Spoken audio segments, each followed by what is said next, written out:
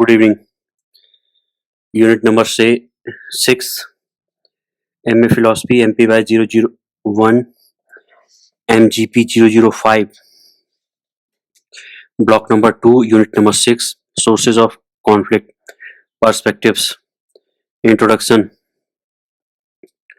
We learned in the perspective in the we learned in the previous unit that human conflicts are omnipresent and ubiquitous. They are present in every society, in every part of world. We also learned that there are many kinds, type, levels, and manifestations of conflict. There are no single source for every conflict. There are as many sources of conflict as there are its type and levels. Conflicts may have more than one source or reason. Identifying and understanding the underlying sources and root cause of conflicts is a key to reducing their frequency and intensity and eventually seeking a resolution, since conflicts often bring destruction in their wake and are therefore costly affairs. Sources of conflicts are the natural foresee for reforms and changes which will supposedly reduce or eliminate conflict. If the source of conflict is a psychological state called tension reduction in an indicated strategy. If the source is ignorance, as is the case in some non-realistic conflicts, education will eliminate or minimize the cause of such conflicts. A genuine and lasting solution to peace cannot be worked out unless one is familiar with the reasons and causes of different types of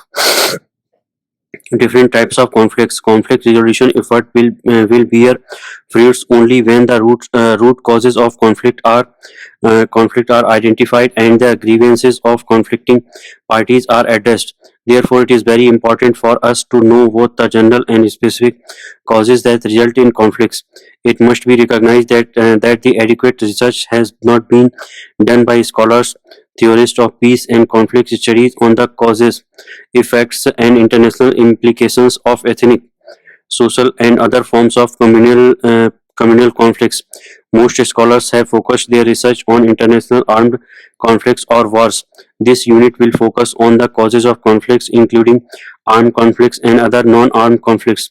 When we analyze the cause of conflicts, we are confronted with many questions. Is there a general theory of source of conflict? Can there be a single cause for the origin and eruption of conflict, or are there multiple causes of conflict? What are the general and specific source of conflicts? Aims and objectives.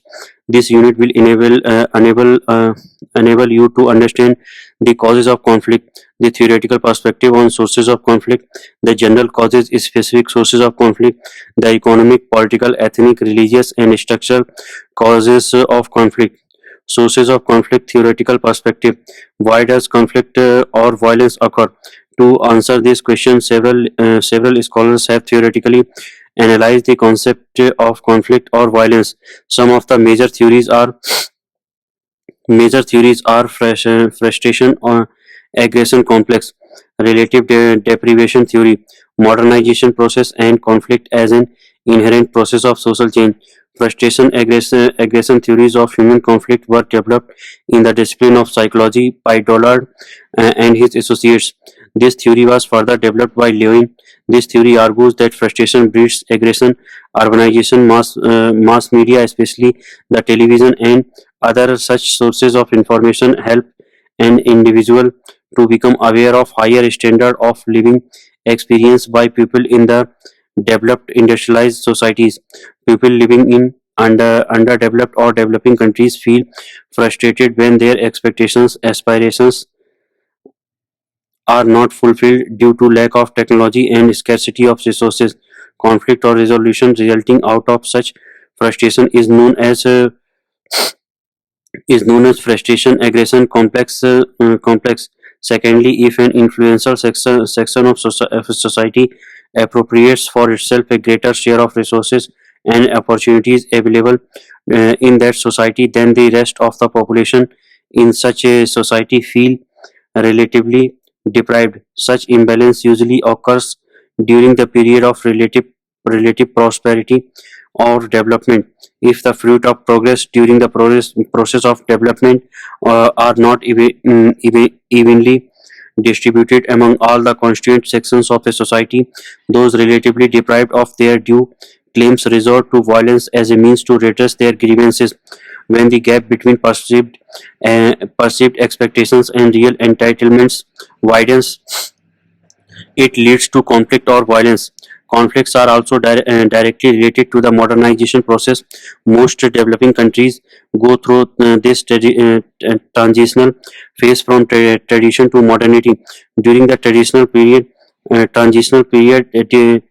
disequilibrium between political, social, and economic institutions gives way to political violence or conflict. In the transitional period, new work ethnic and value systems are sometimes at variance, and traditional practices that lead to modern developed economic institutions coexisting with traditional notions of politics and society.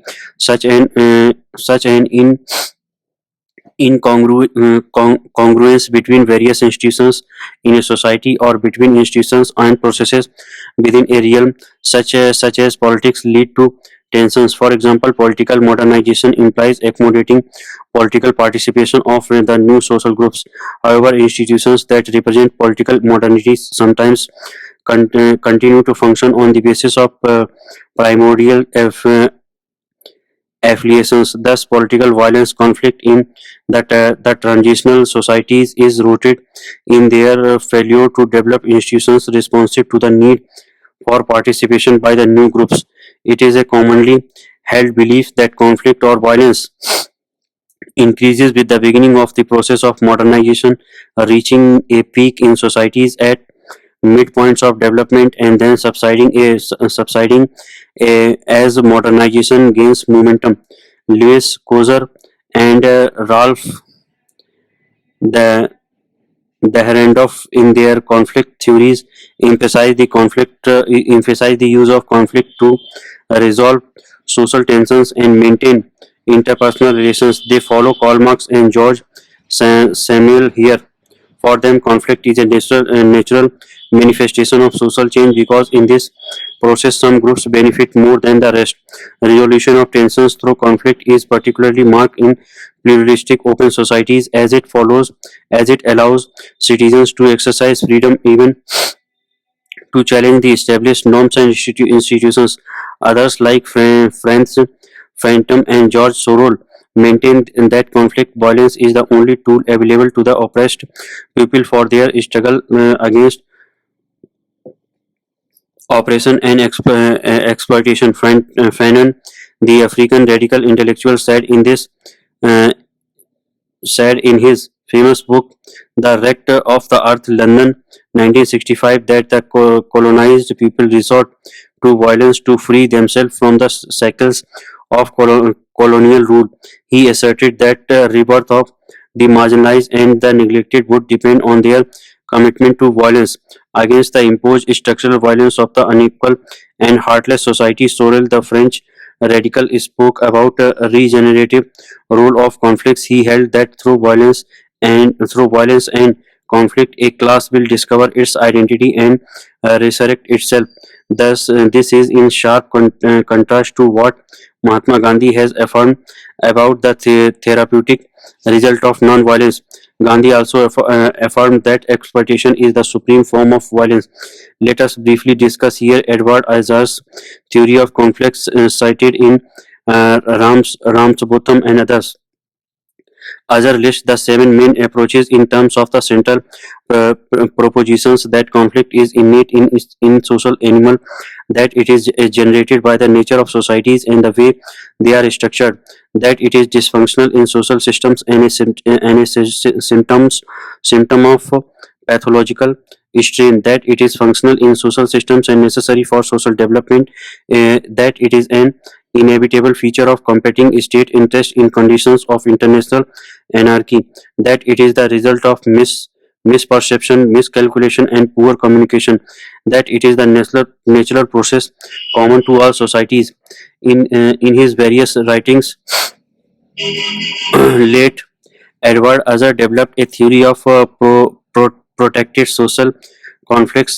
For Azhar, the critical factor in PSCs of 1970s and 80s, such as persisted in Lebanon, Sri Lanka, the Philippines, Northern Ireland, Ethiopia, Israel, Sudan, Cyprus, Iran, Nigeria, or South Africa, was that it represented the prolonged and often violent struggle by communal groups for such basic needs as security, recognition, and acceptance, fair access to political institutions, and economic participation. Traditional understanding of international conflicts in the discipline of international relations law was not able to analyze properly the new kind of conflicts which was distinct from traditional dispute over territory, economic resources, or east-west rivalry revolves around questions of communal identity. Azhar considers that the distinction between domestic and international sources of conflict is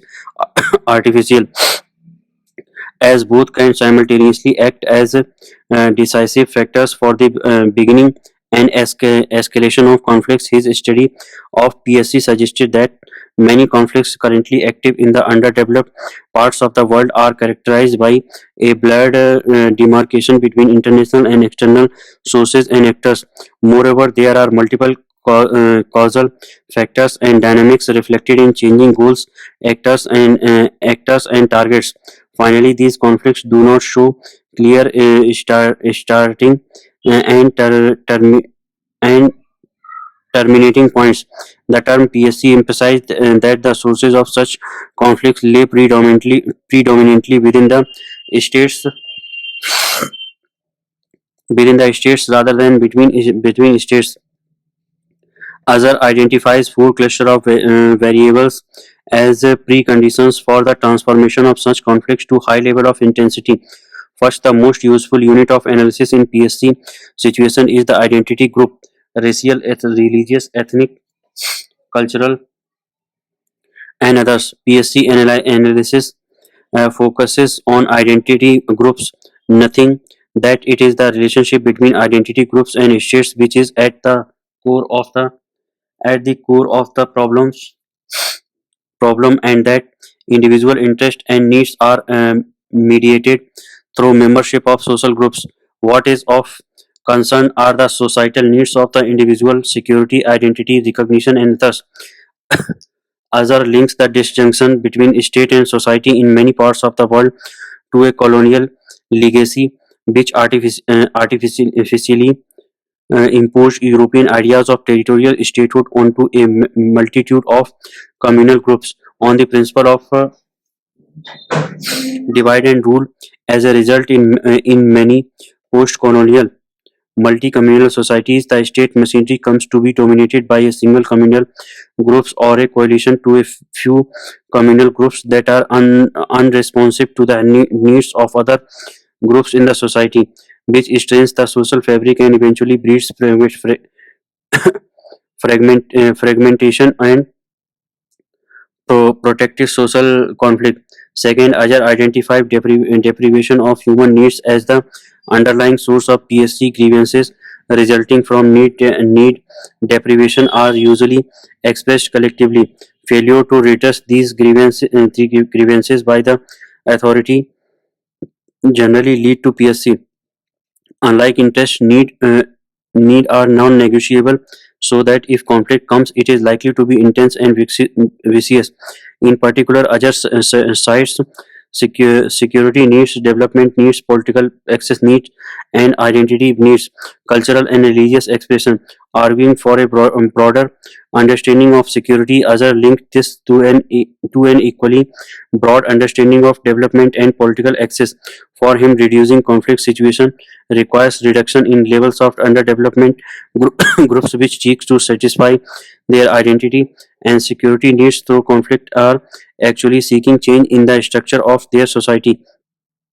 Unless satisfactory uh, amelioration of underdevelopment occurs, conflict cannot be resolved. Studying PSC lead one to conclude that peace is development in the broadest sense of the term, Third, in the contemporary world, the state is endowed with authority to govern and use force where necessary to regulate society, to protect citizens, and to provide collective goods. Other states that governance and state rule is a critical factor in the satisfaction or frustration of individual and identity group needs. Most states, according to him, which experience PSC, tend to be characterized by incompetent, pa- parochial, fragile, and uh, authori- authoritarian governments that fail to satisfy basic human needs. Though in Western liberal theory, the state is an aggregate of individuals entrusted to govern effectively and to act as an impartial arbiter of conflicts among the constituent parts, treating all members of the political community as legally equal citizens. This is not empirically what happens in most parts of the world. In many newer and less stable states, political power authority has been monopolized by the dominant identity group, which uses the state to maximize their interest at the expense of others, especially the minorities. Finally, there is the role of what are called international linkages, in particular political economic relations of economic dependency within the international economic system and the network of political military linkages constituting regional and global patterns of cleanage and cross-border interest. Most modern weak states are porous to the international forces operating within the wider global community. The formation of domestic social and political institutions and their impact on the role of state are greatly influenced by the patterns of linkage within the international system. Although Ajar's analysis is not the last word on the subject, it does provide us new perspective in understanding the root cause of some of the PSCs. Summarizing this section of theoretical perspective, we can provide here a synoptic sketch of the illustrative causes of conflict. Determining causes of conflict can be of three types: systematic and structural conditions, proximate enabling causes, and immediate triggering causes. These factors can be internal or external to the conflict. These types of causes overlap and interrelate. Let us elaborate these causes. Systemic causes and structural conditions relate to parties, material circumstances, environmental deterioration, population growth, resource scarcity and competition, and colonial or Cold War legacy, breakdowns of values and traditions, poverty and marginalization of certain ethnic groups. Failed states are a fragile group of conflict. Proximate factors include governing elite express exclusionary ideologies, beliefs that elevate some ethnic groups or class to a position of superiority over other groups. Competition occurs among governing elite in a context in which the state security apparatus has few constraints. A charismatic leadership emerges that attracts a mass following through abstract appeals to a group's destiny. Severe economic hardship or differential treatment occurs for certain ethnic or other groups. Scapegoats are sought. Provision and distribution of public service decline. Government respond to threats by enacting emergency measures or suspending rule of law. Paramilitary organizations and militias grow or conduct training exercises. Arms flow increase. Politically active communities are increasingly polarized. The state's perceived legitimacy appears to erode. Triggering factor include a regime enact new discriminatory or restrictive policies, such as abuses of human rights. Clashes occur between regime supporters and targeted groups. Politically active groups receive external material or territorial support. Sudden economic events such as price drops affect large numbers of people. Political leaders are called openly to overthrow the government or expel certain groups.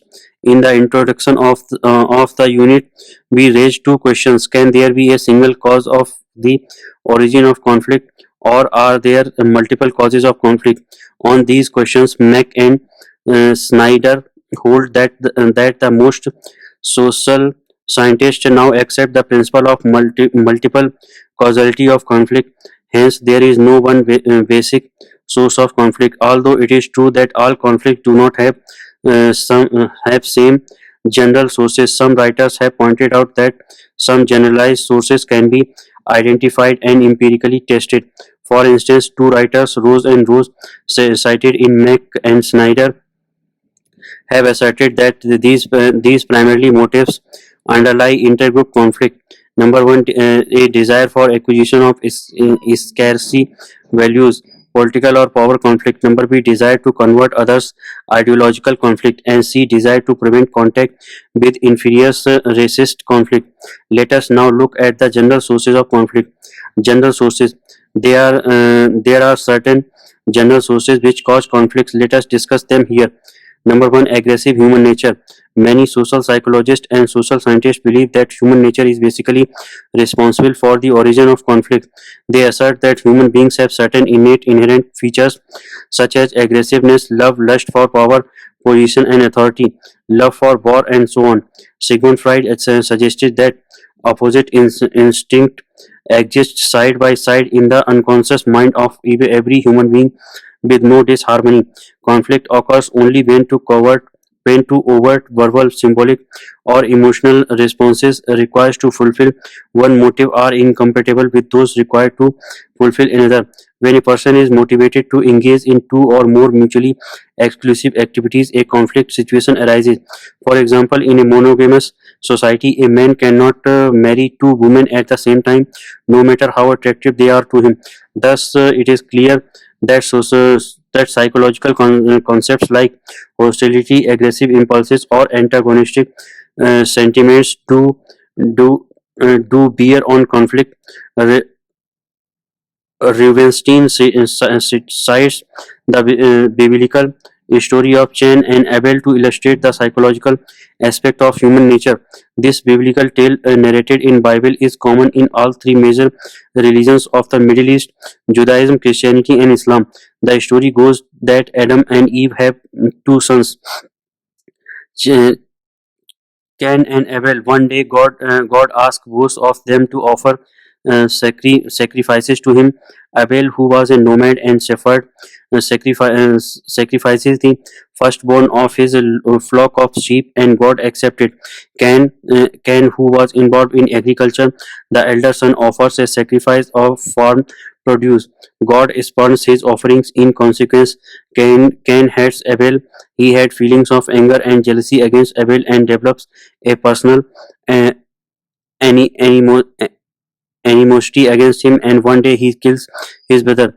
God punishes the killer by driving him from the soil, exiling him, and condemning him to wander the earth as a fugitive. But he protects him against vengeful men by making him with a sign.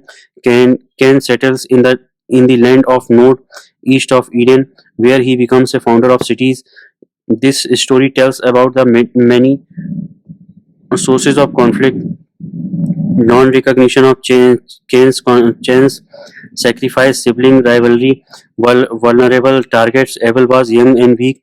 Frustration, aggression factors, and inequality, as Cain's offering was considered equally valid. Some scholars consider that conflict has the unconscious and the biological basis.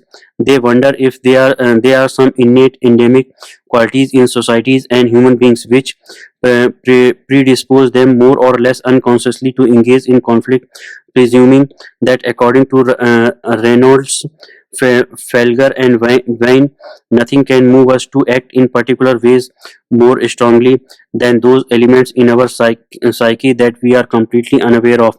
Sociobiologists have been investigating whether some aspect of the proclivity for conflict may be ingrained in the genetic code. Socio-economic and political inequalities. The links between economic inequalities and conflict have been confirmed since Aristotle's time. Aristotle wrote in Politics that inferior slaves revolt in order that they may be equal and equals that they may be superior. He added further that inequality is the mother of all revolutions.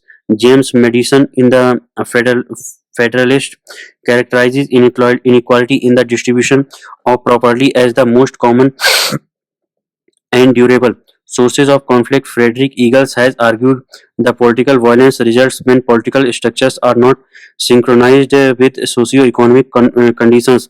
Poverty anywhere is a threat to prosperity everywhere, declared the Constitution of ILO's in 1919. All these statements candidly explain the intrinsic relationship between socio-economic inequalities and conflict. Also, they establish that there is a relationship between poverty and human rights. Poverty can be both a cause and a result of human rights denials. In other words, while the non-fulfillment of human rights often causes poverty, poverty in many cases is a cause of human rights violations. The realization of on human rights and efforts to eliminate extreme poverty are mutually reinforcing. The protection of human rights is instrumental to the reduction of extreme poverty. All efforts to eliminate poverty must be based on human rights.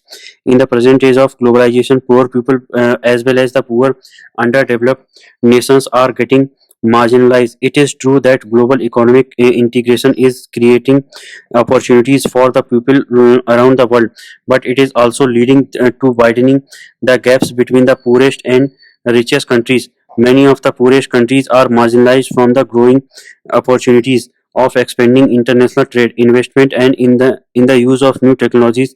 Thus, in the contemporary times, globalization is emerging as a major cause of conflict at various levels intrastate and interstate. Due to globalization, the gap between the rich and poor is widening, and some people are reaping the harvest and becoming billionaires, whereas billions are not able to earn $2 per day. In 1998, the UNDP said the assets of the world's 358 billionaires exceeds the combined annual income of countries with 45% of the world's population. In 1999, the sales of the world's top six firms at $716 billion exceeds the combined GDP of South Asia and Sub-Saharan Africa. The report of the UNDP of 2000 disclosed that the super rich get richer. The combined wealth of the top 200 billionaires was 1,135 billion in 1999. Compare that with the combined incomes of 146 billion for the 582 million people in all the least developed countries, cited in in Vijapur 2009. The horizontal inequality among groups is in contrast to vertical inequality, which measures inequality among individuals, is the fundamental source of organized conflict. When certain minority groups are denied of political and economic empowerment, they tend to engage in conflict with dominant or majority group which controls political power. If political and economic space is provided to marginalized groups in the political system, such intergroup conflicts can be resolved. For example, political participation can occur at the level of the cabinet, the bureaucracy, the army, and so on. Economic empowerment comprises employment, land, livestock, etc. The Naxalite movement in many states of India since 1960s is caused by huge socio-economic disparities between land-owning feudal classes and poor peasants. It has been started by the ultra-leftist communist parties who believe in radical socio-economic transformation in society, in which they seek to bring about through such extra constitutional methods as using guns. They aim at establishing an egalitarian social system and redistribute the wealth, land, proportionality among persons in society. Violence by Naxal groups uses extremist means such as kidnapping the state officials, politicians, killing police and security personnel, etc. to achieve their goals. Denial of human rights. Conflicts can involve disagreements about rights and denial of rights. These can include human rights proclaimed in the Universal Declaration of Human Rights, or they can be more narrowly defined in national or in state constitutions or laws. In all of these cases, the problem or conflict resulting from the denial of rights is not easily negotiable. People do not negotiate about their religious beliefs, nor do they compromise their basic rights. They fight for them. There is always a human rights angle dimension at the core of every conflict.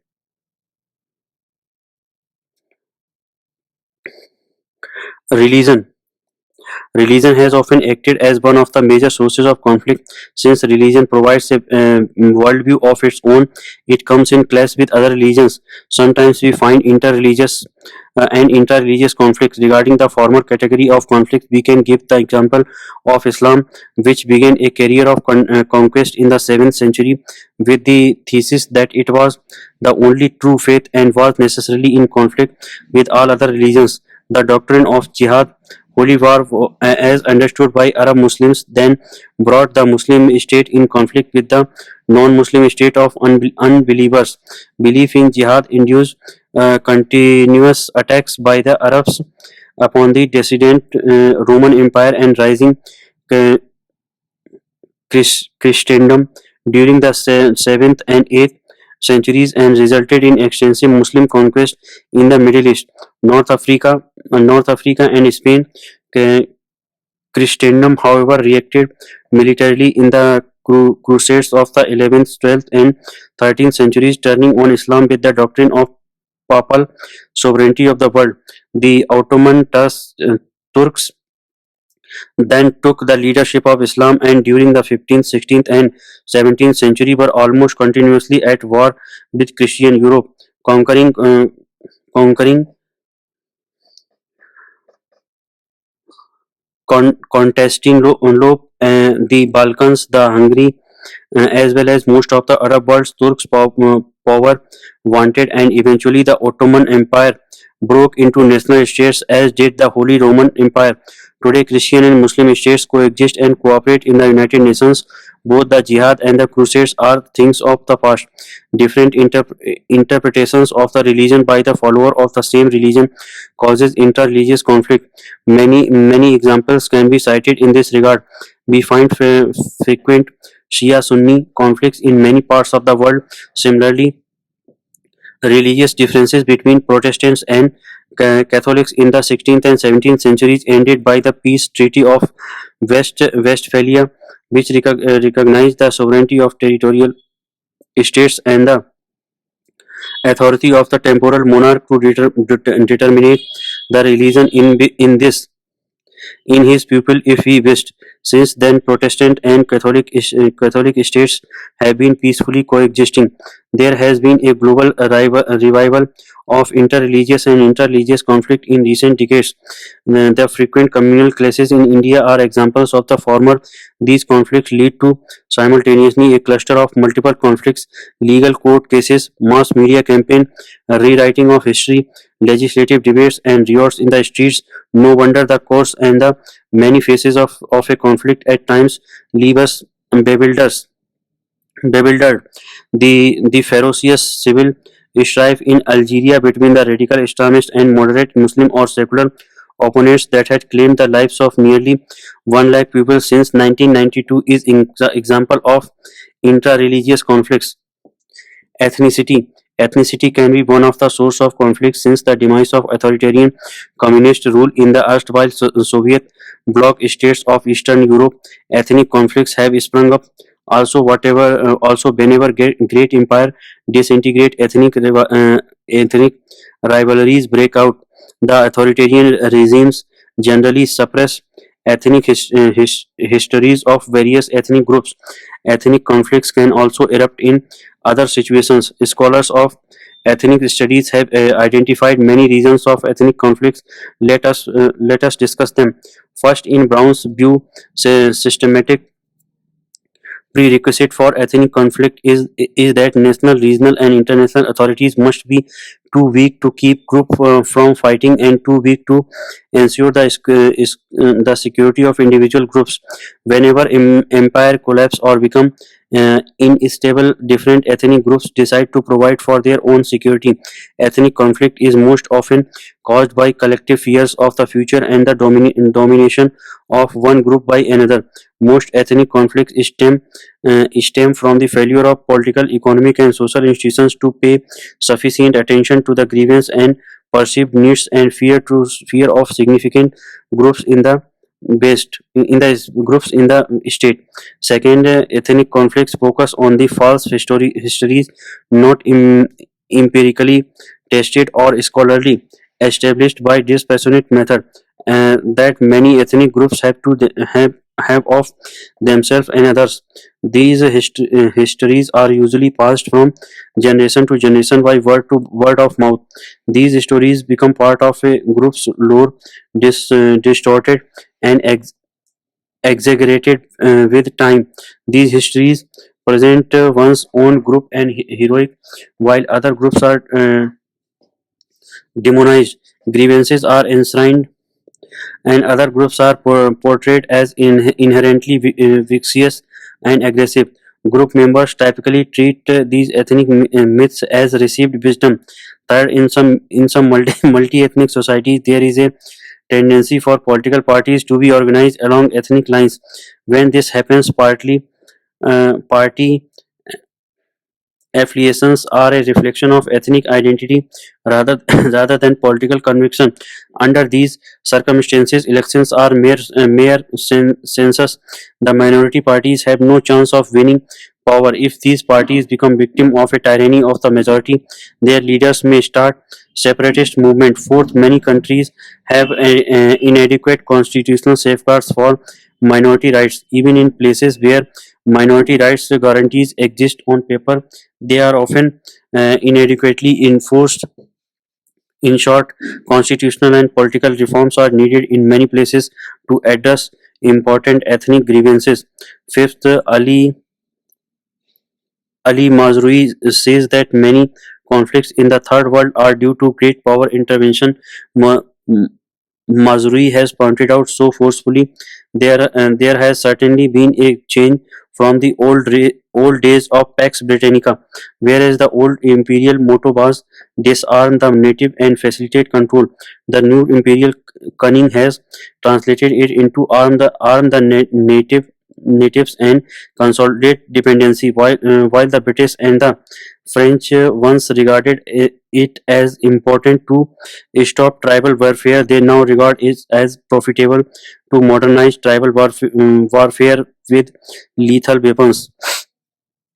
Racism, while racial domination in South Africa